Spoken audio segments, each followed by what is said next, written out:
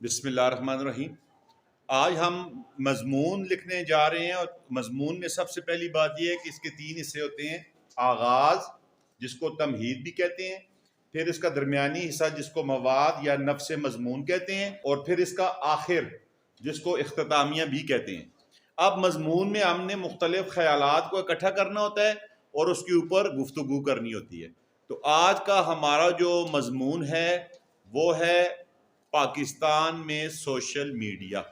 हमारा उन्वान है social media का बेहतर इस्तेमाल।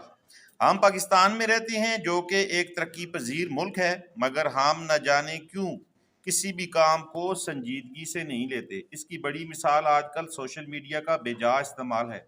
हम अपने कीमती औकात कार को सोशल मीडिया की नज़र कर देते हैं।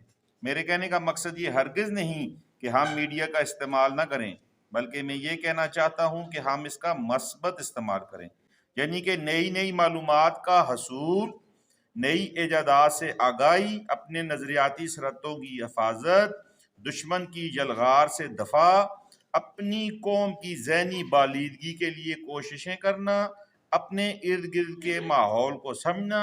अगर हमारे नौजवान सोशल मीडिया का बेहतर इस्तेमाल करना जान जाएं तो हम बहुत कुछ हासिल कर सकते हैं।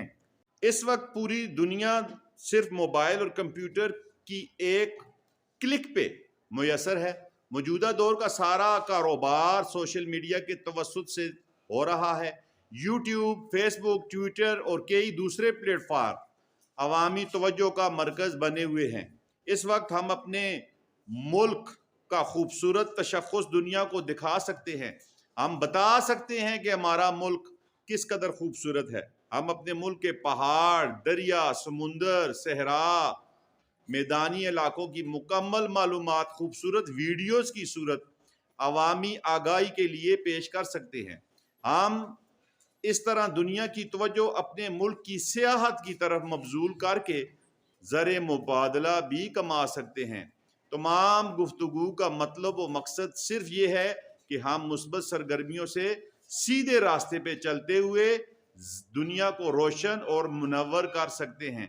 आए हम अहद करें कि हम सोशल मीडिया को बेहतर और मुस्बत इस्तेमाल ही करेंगे। तो ये आज का इंतहाई मुख्तसर सा मजमून था, जिसके तीन हिस्से हैं: इब्तदाइया, नफ्स मजमून यानी उसका दरमियानी हिस्सा, और इख्तितामिया। अल्लाह पाक आपका मेरा हम सब का आमीन नासिर हो। वस्सलाम।